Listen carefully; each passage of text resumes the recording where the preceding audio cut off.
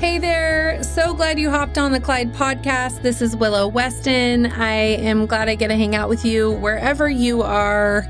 I don't know what you're doing or where you're at, but you're plugged in, you're tuning in, and you're saying, hey, I want to grow. I want to grow in Jesus. I want to grow in my life. And I love that so much. I want to too. So I'm right here with you. I am assuming that you've probably heard of the 5 love languages written by Gary Chapman.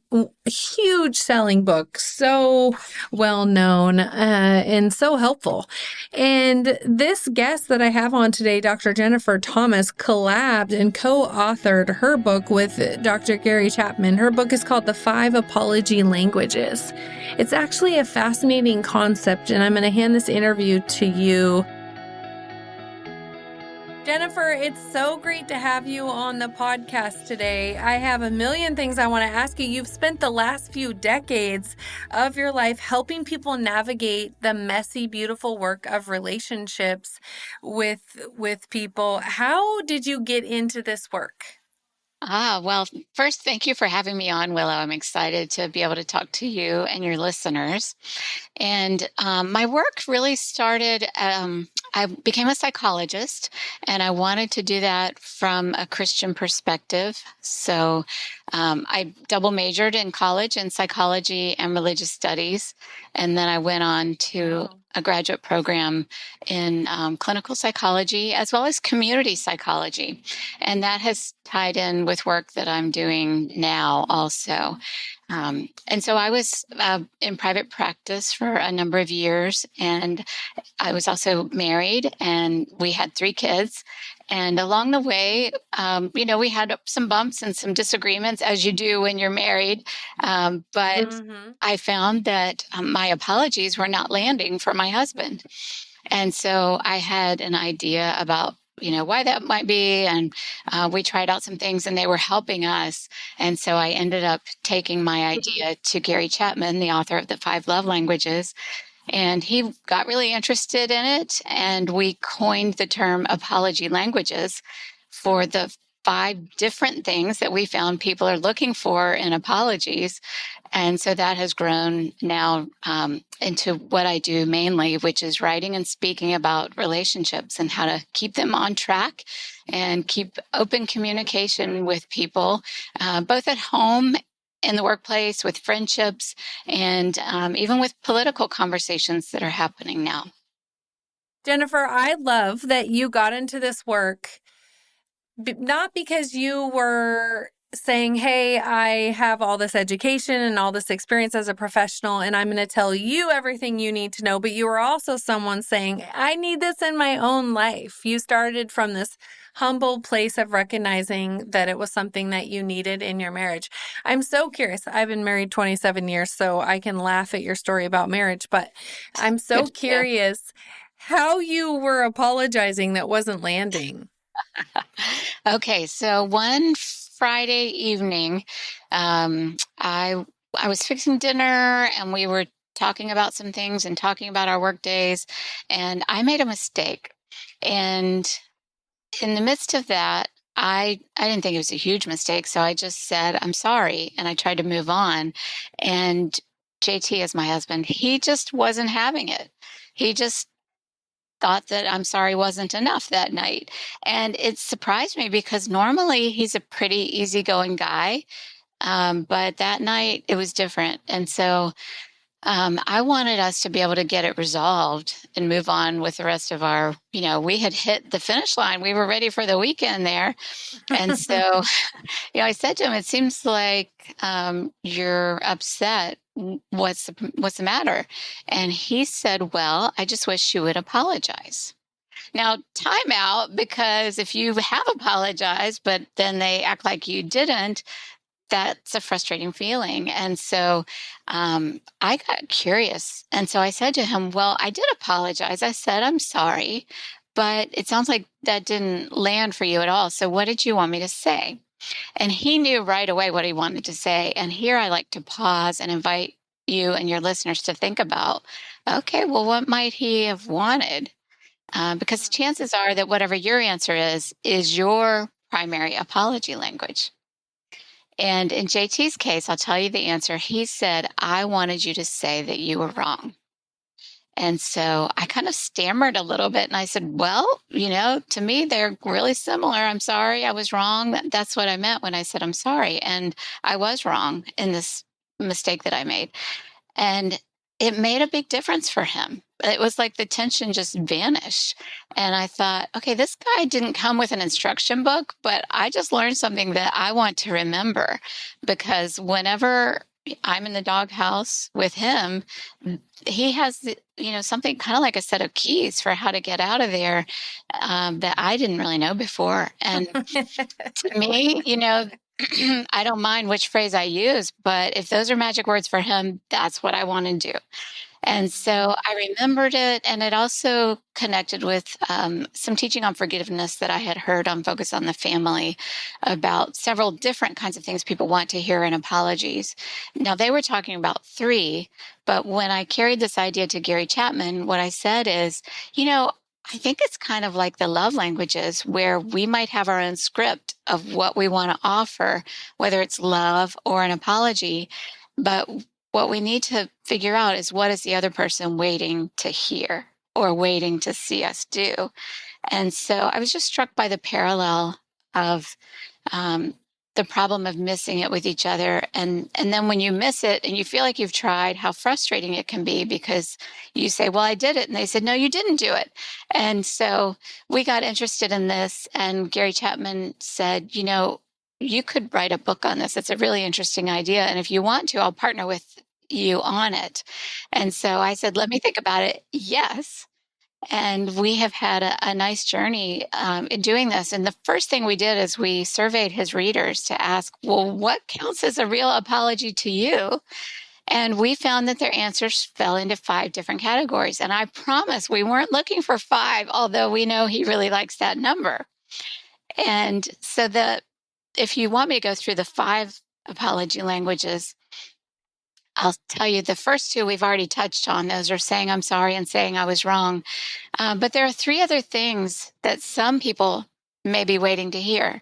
And you could also think of these as steps to a complete apology, because if you don't know what someone's apology language is, then it would be best to use all 5. So the third one is for people who are saying, you know what, talk is cheap. I want some action. And so for some people, they really want you to make amends or make them whole again. And then for other people, they will say, well, that's all good, but I need to know what you're going to change so that this isn't going to keep happening again. And we call that apology language revising the plan. And our final apology language is actually a question.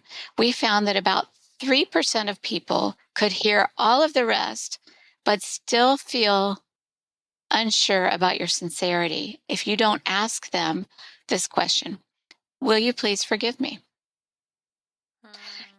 And I've had people come up to me after I speak about this, and they'll, sometimes with tears in their eyes, they'll say, I've been told, or I felt that I wasn't very forgiving. But what I realize now is that I'm that way. I need for people to say, I hope you can find it in your heart to forgive me someday. It means so much to me. And when people don't do that, then I'm stuck thinking like, and give me some more here. And so these people, often female, will say, you know what, I'm learning what I need to ask for and what really counts to me. And so a lot of women are finding this empowering, where you don't have to accept second-rate apologies, just like my husband wasn't going to accept that from me. It's really interesting because when I read up on you, and I was excited to talk to you about this because I can see the power that this could have if you can get it right. I thought, like you said, I thought these were like the 5 things you should do. But what you're suggesting is that could be the whole apology, but you're suggesting getting to know our 5 apology languages as well as those that we're in relationship with. Like being self-aware of, say, my kids' apology language so that I make sure to give them what they need when we're having conflict. Is that what you're saying? That's exactly right. Yeah. And it's radical, but it lines up really well with the five love languages. And so that's why Gary Chapman and I now call the apology languages and the love languages the two essentials for healthy relationships. And what we believe is that it's really important to learn for the people who you see every day. We want people to know not only their love language, but also their apology language. Because here's what happens as we live and breathe, we are going to offend people. And when that happens, it creates a barrier between us and the other person. And if those barriers don't get removed, then it's like bricks in a wall that just add up. And over time, you aren't going to be able to communicate with that person anymore. And so apologies are really key because they can go in and one brick at a time, we can tear down those walls. And apologies open the doorway for forgiveness and reconciliation. But it's important for people to know that of course, that's not guaranteed. People may say, okay, I'll forgive you, but I'm going to set a boundary so that I'll be safe, or I may need to move away for a time. We also say you need to be sure that you're patient. If you're the apologizer, we can't demand that someone forgive us. It's important to be willing to respect their time frame, and especially if two things are true, if the offense is serious or if it's repeated, chances are that you have trampled on the trust of the person to whom you're apologizing. And so you can actually show your sincerity by saying, I know it's going to take time to rebuild your trust, and I'm not going to ask for your forgiveness today or anytime soon. Let's talk about what I can do, what we can change, how I can make amends so that we can begin to create a passable road of communication again with the idea of trusting each other. For some people, it may be way down the road. I appreciate that you've done so much work around this topic, and I think it seems like apologies are a lot more complex than people make them out to be. I mean, even when I think about in our own family or ways I've seen people apologize, they try to make it kind of almost simplistic, like I just want to be done. I said I was sorry. There's kind of that Right. sort of like passive aggressive. I told you I was sorry. Like, why can't you get over this? I mean, sometimes it seems like apologies are this thing that we're doing that aren't sincere just because we want to be done with conflict. Yeah. And some people don't want to apologize at all. I actually had a local friend here when she heard about my book that was coming out.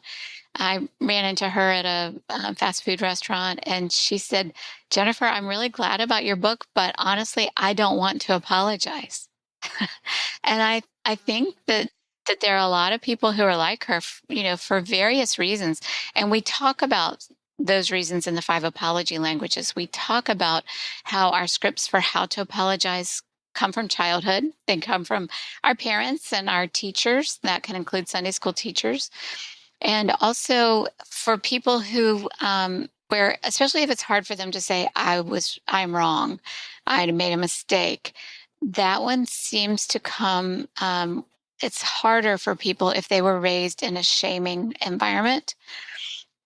So we talk about if the message they got wasn't, you did a bad thing, but you are bad, then they've probably learned to cover up and to hide their mistakes. And we all have that urge. We don't want to let down our loved ones. And so if we do something we know we're not allowed to do, either in childhood or in adulthood, guess what? We're not going to be quick to own up to that. We want to keep our secrets and hide the things we're doing that we're not proud of. But if we're going to have open and trusting relationships, we need to practice these five. And, you can teach an old dog new tricks.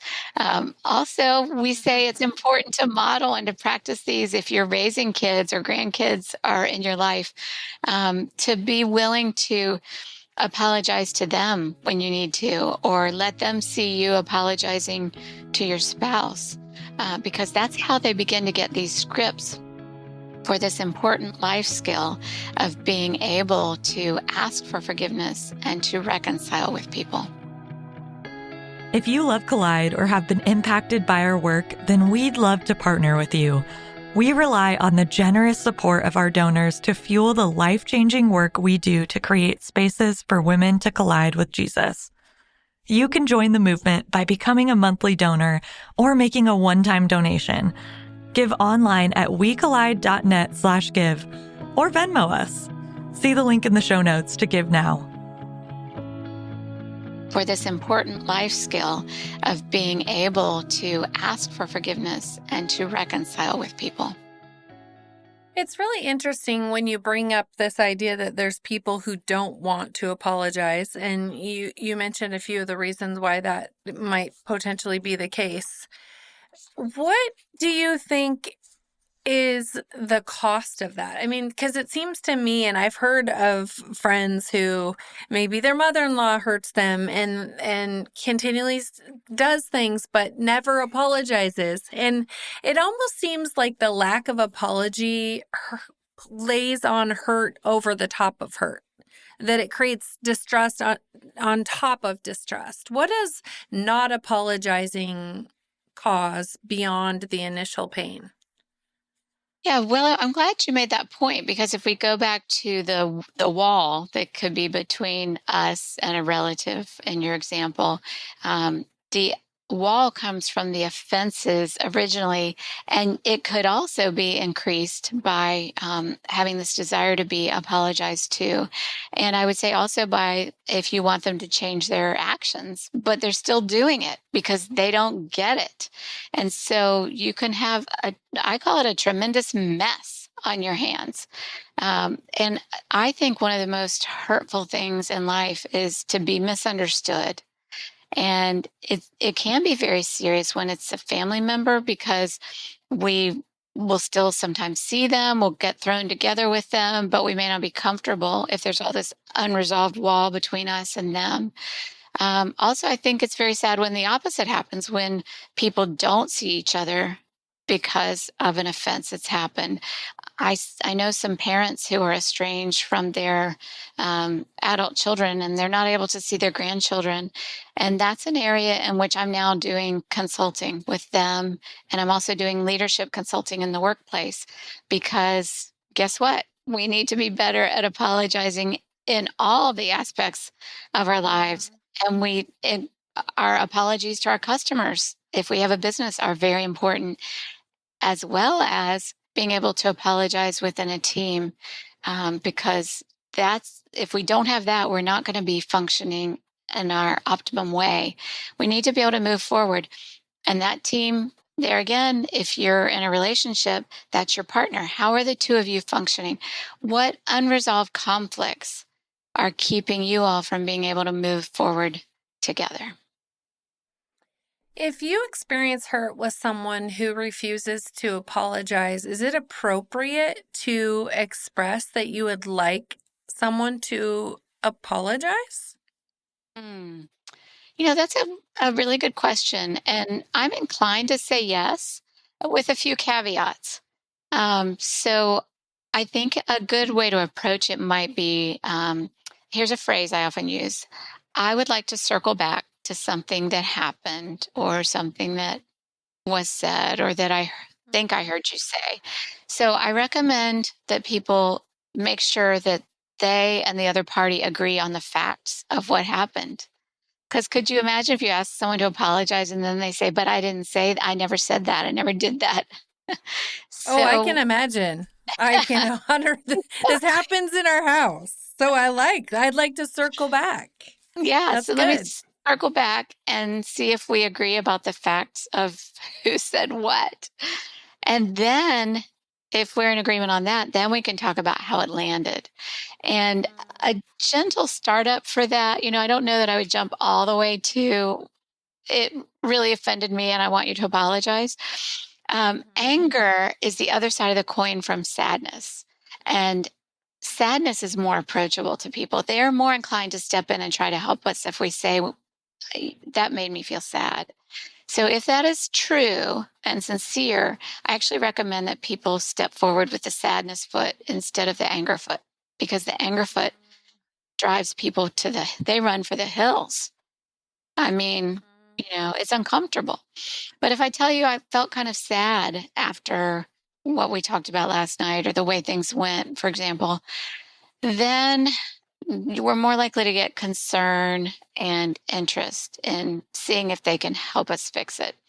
And so if we describe what made us feel bad, then that's where we may be rewarded with an apology and that resolution of the conflict. But, even that can go a couple of different ways. They may agree that they didn't act in the right way or made some bad choices, or they may not agree. And, it's kind of like a decision tree. Okay, well, if you agree, then they may or may not apologize.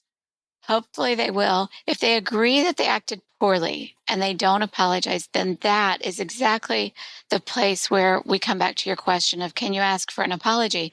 And I would say yes.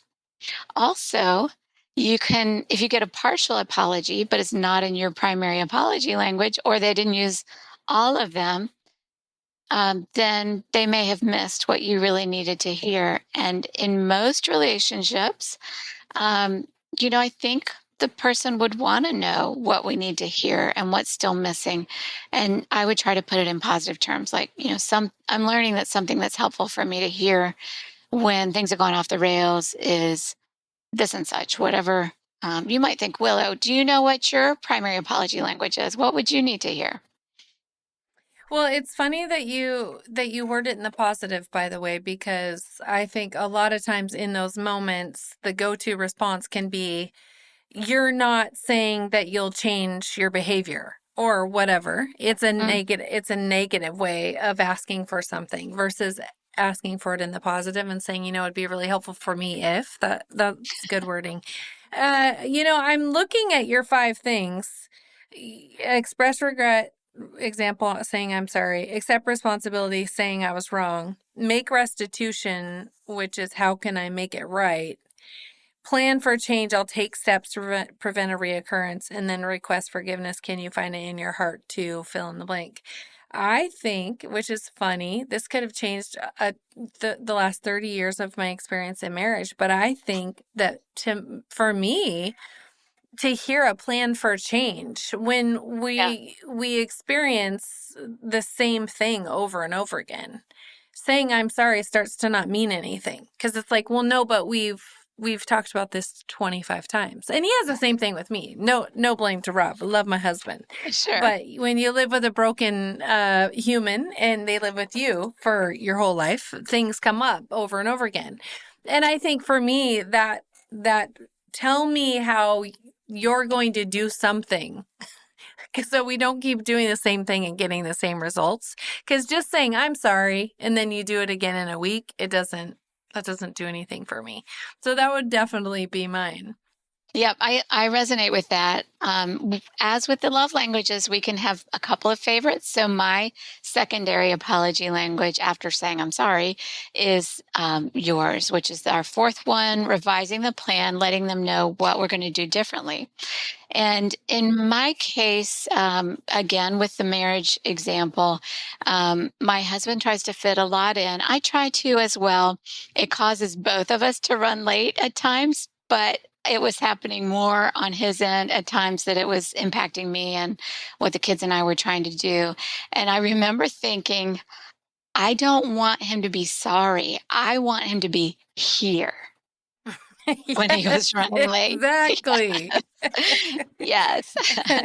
And so in that case, revising the plan might include something like him not only using apology words, but also setting a reminder.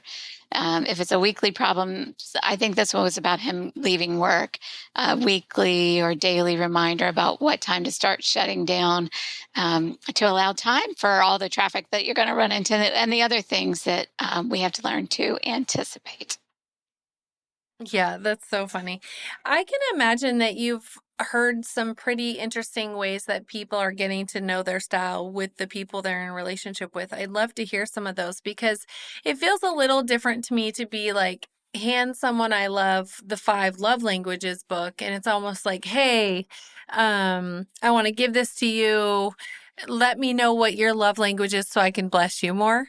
versus, hey, I'm going to give this to you because I really need you to figure out how to apologize better to me, or how I need you to apologize, So I'm curious how you've seen, because I'm even picturing in our family, I have 2 young adult children and my husband. I'd be super curious what their apology languages are. So is it best to just be like, hey, let's read this book together? I mean, how are you seeing people sort of like get their loved ones to get to know these languages so they can actually live them out?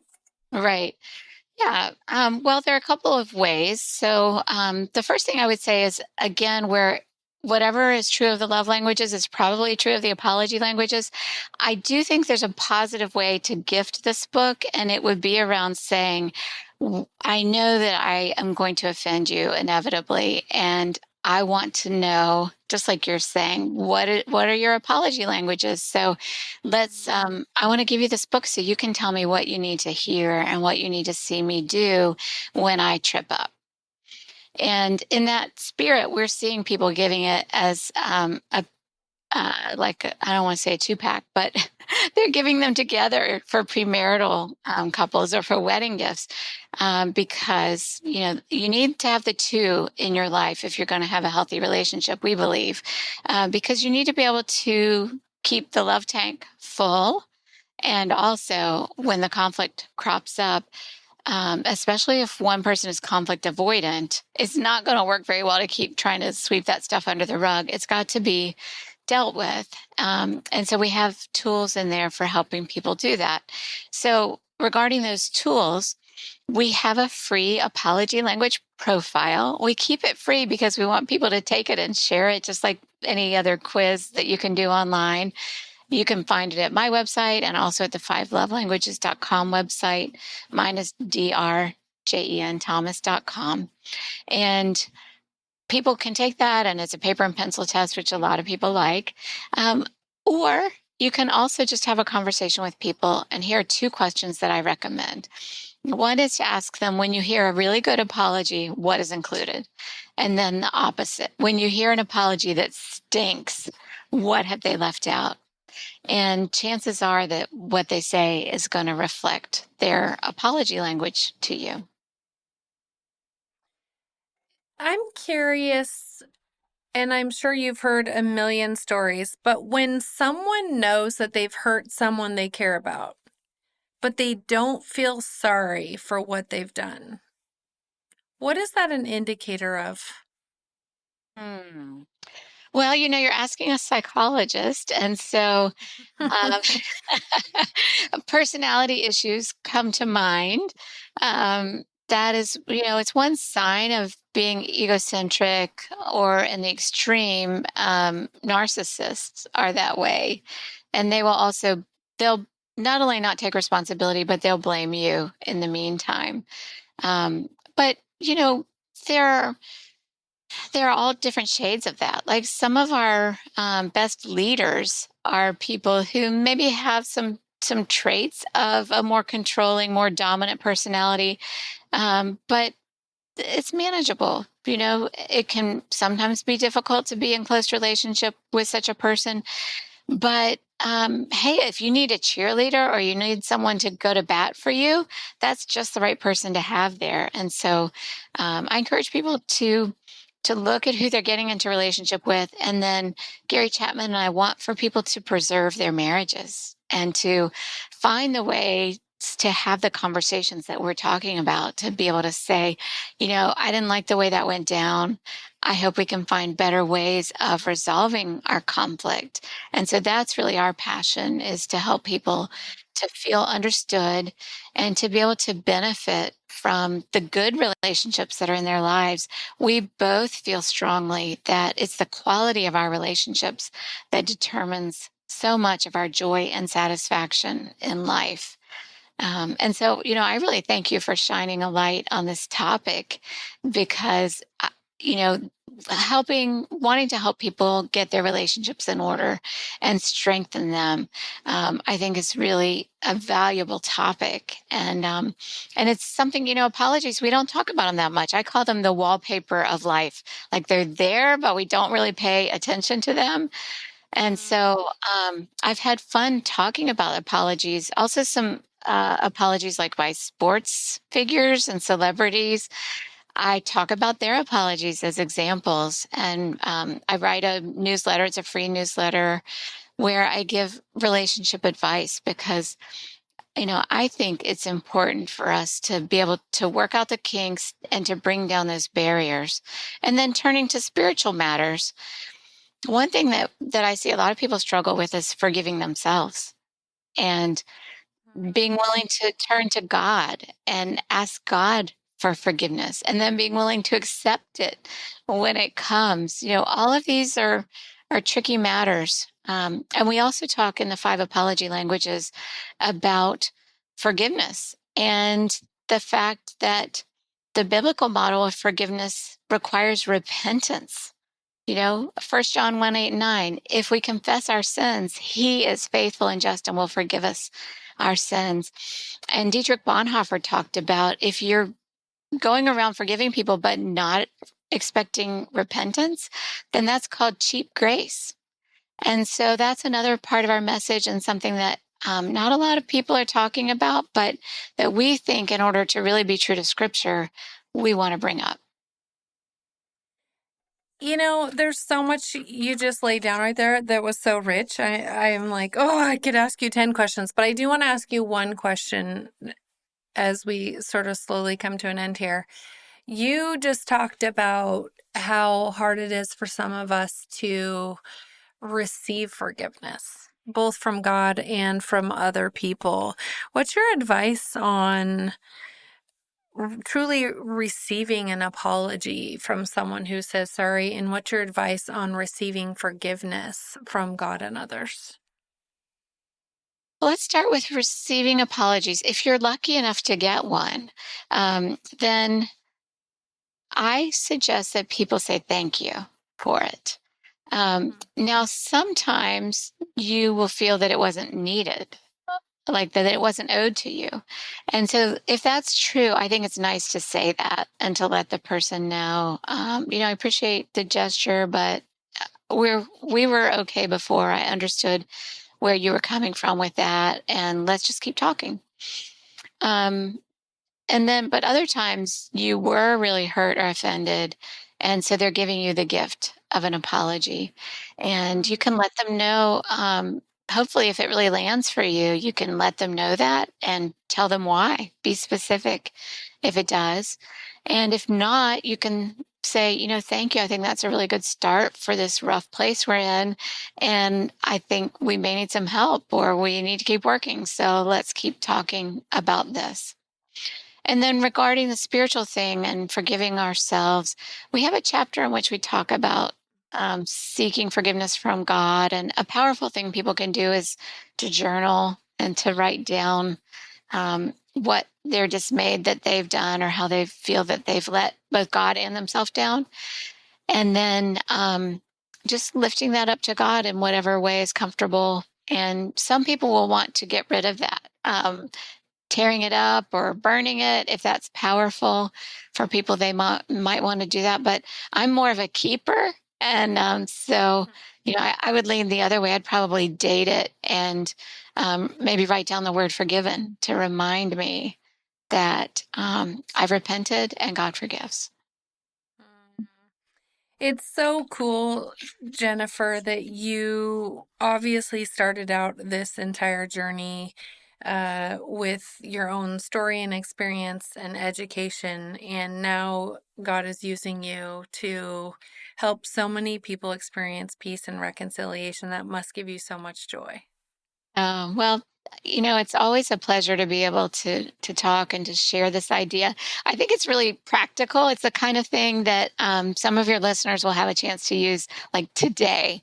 And I like to watch the light bulbs go on where people say, I knew what I was saying wasn't landing, but I didn't know why. And I've got many people have the pain of a broken relationship that they're carrying around, and they may feel they've tried everything, but my hope is that maybe some light bulbs are turning on about additional things people can try in order to heal their broken relationships. I love it too. And it makes me think, man, I just want to get a home run in this. Like maybe I'll just try to work on all 5 and nail all 5 so that if I don't know someone's language, I'm trying to cover it. That Yeah. feels like a hefty challenge, but I'm kind of up for it. I love it. Yeah, that's great. And Willow, I'll add on the opposite end, one thing my mom said she liked about having read my book after it came out is that she's an over apologizer or could be. And so it lets her know also when she's done all 5 and she can rest and not keep trying to come up with things to say. So, I love that. maybe some people will find it to be relieving. Like I've done what I can do, I do recommend that people check that out. Like at the end of saying all 5, asking the person, did some of that land for you, or is there something else that you still need to hear or see from me? So a good part of keeping good communication going is just checking in with the other person about what they need. So good, Jennifer. I know there's going to be people who want to check out this book and take your quiz and all the things. So how can they do that? Yeah, so they can buy the book. I like to point people to Moody Publishing. They distribute the book well to bookstores, and we love to support our local booksellers. And also they can get more information about me at my website. It's drjenthomas.com. Thank you so much for hanging out with us today. I loved it, Willow. Thank you.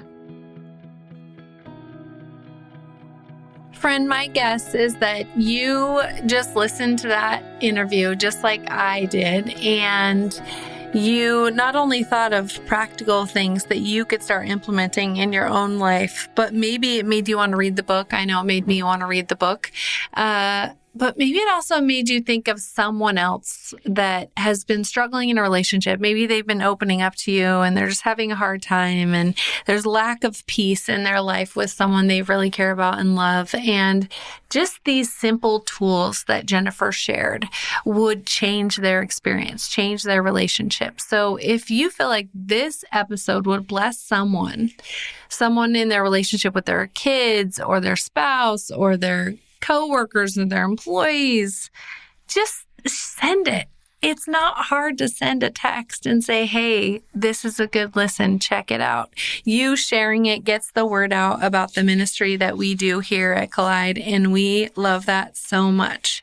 Friend, I hope that you will continue to lean into the Lord as you carry out relationship with people that you love and people that you struggle with, and that you will trust Him for the grace that you need, the patience you need, the words that you need, and even the moments where you're just supposed to listen or ask questions. He's colliding with you. He's showing up in your life. He's walking alongside you, and He desires for you peace and love and reconciliation.